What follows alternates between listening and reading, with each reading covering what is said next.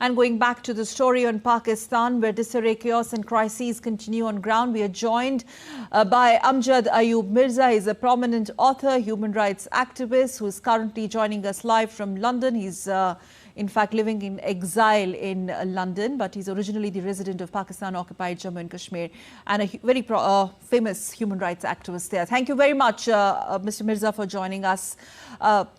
Namaskar. Thank you for having me. So, to begin with, what is really happening now as far as the political instability is concerned and the claims made by the PTI and, you know, the whole claims and counter-claims and this race to grab power,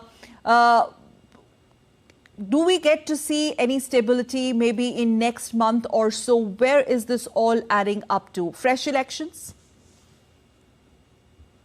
Well, that's a very good point, actually, because what is transpiring now not only seems that Pakistan is going to remain very unstable in the coming months, but also that the only way out of this quagmire of elections, which is being said to be heavily rigged, seems to be a rerun of another election. So I think in the coming days, we might see that the Election Commission will come up with some kind of solution, because otherwise this mandate, whoever has the mandate, apart from Pakistan Tehreek-e-Insaf, doesn't hold any ground and doesn't have any credibility.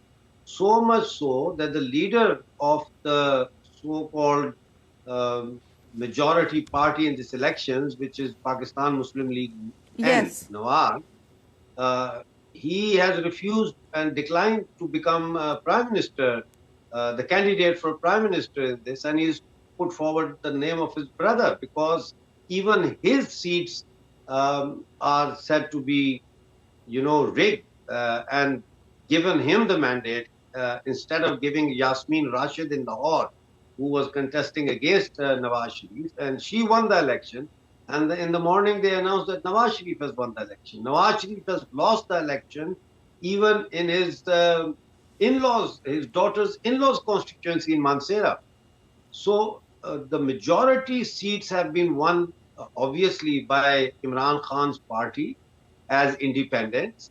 But they have held a massive press conference in a local hotel in Islamabad today, where each of the candidates of Imran Khan presented their case that they were made to lose the elections. Their constituencies. But one thing is very clear, that this is a mockery of an electoral process. You would agree, wouldn't you? And the fact that the legitimacy of these elections, Amjad Saab, is sub judice. There is a petition in the court whether these elections will be declared null and void. I mean, we have to really see what court says. Well, I think that elections, whether the courts decide that they are null and void or not, that's beside the point. The point is that the people of Pakistan are saying that these elections are null and void, and protests have already started today in Sindh. Who is a popular leader, Amjad Saab, to your understanding, who, as we speak, represents truly the will of the people of Pakistan? Well, currently it seems that it is Imran Khan, who represents the will of the Pakistani people. Not mine, but the people of Pakistan. That's whom they have voted for. Okay. Is this the political parties in Pakistan, do you think they this time around have failed to actually read the magnitude of the message delivered by the people of Pakistan, taking the Pakistani electorate too much for granted, and finally it's going to be a big mess, which it is, and world is watching. Whether US comments on its transparency or not, does it really make a difference? Well, I think it does make a difference when America and the European Union and even FAFIN, who was conducting observational duties in Pakistan, all have raised questions on the legitimacy of this election result. It does make a difference, but the actual difference is now going to be made by the people of Pakistan, who are going to come out and protest tomorrow. All the big parties, Pakistan Tehreek-e-Insaf, the Jamaat-e-Islami, Maulana Fazlur Rahman's Jamiat-ul-Ulama-e-Islam, the GDA, all big parties are going to they will come, but who calls the shots? These protests will be suppressed. Well, protests will be suppressed, but it depends. It might turn out that the more they try to suppress the protest, the more violent the protest might turn. You know, it could be a rerun of 9th of May plus, you know. There will be bloodshed, I think, if the government and the military try to confront, you see.